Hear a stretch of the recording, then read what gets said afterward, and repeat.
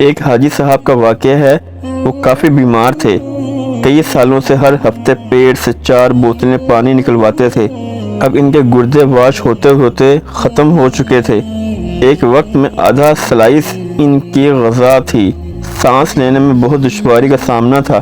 نکاہت اتنی کہ بغیر سہارے کے حاجت کے لیے نہ جا سکتے تھے۔ ایک دن چودھری صاحب ان کے ہاں تشریف لے گئے اور انہیں سہارے کے بغیر چلتے دیکھا تو بہت حیران ہوئے۔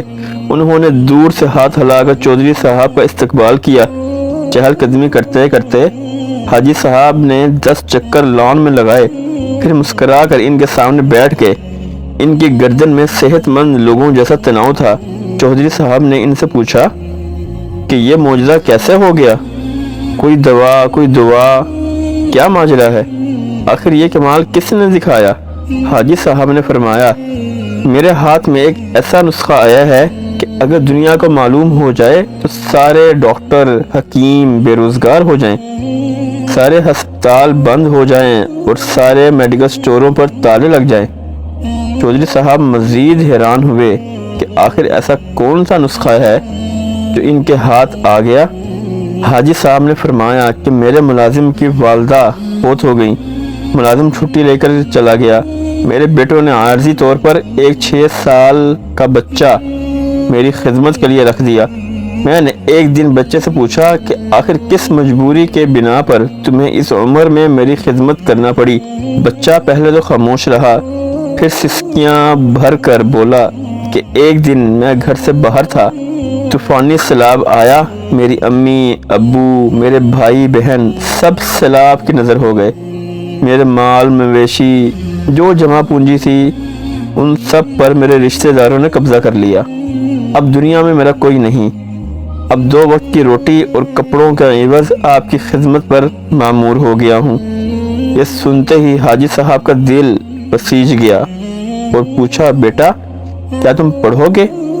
بچے نے اس بات میں سر ہلا دیا۔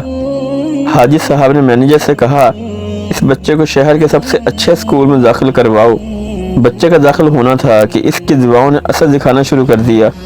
قدرت مہربان ہو گئی، میں نے 3 سالوں کے بعد پیٹ بھر کر کھانا کھایا۔ سارے ڈاکٹر اور گھر والے حیران تھے۔ اگلے روز اس یتیم بچے کو ہاسٹل میں داخلہ دلوایا اور بغیر سہارے کے ٹوائلٹ تک چل کر گیا۔ میں نے مینیجر سے کہا، شہر سے 5 ایسے اور بچے ڈھونڈ کر لاؤ جن کا دنیا میں کوئی نہ ہو۔ پھر ایسے بچے لائے گئے، انہیں بھی اسی اسکول میں داخل کروا دیا گیا۔ اللہ تعالیٰ نے فضل کیا اور آج میں بغیر سہارے کے چل رہا ہوں، سیر ہو کر کھا پی رہا ہوں اور کہکے لگا رہا ہوں۔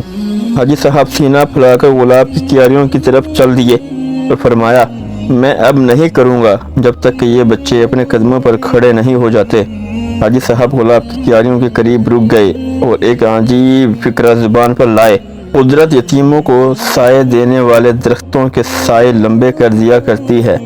اللہ تعالی ہمیں بھی ایسے لوگوں کی اور ایسے بچوں کی دیکھ بھال کرنے کی توفیق عطا فرمائے جو بے سہارا ہیں، جو بھوکے ہیں، جن کا گھر بار کوئی نہیں، جو غریب ہیں۔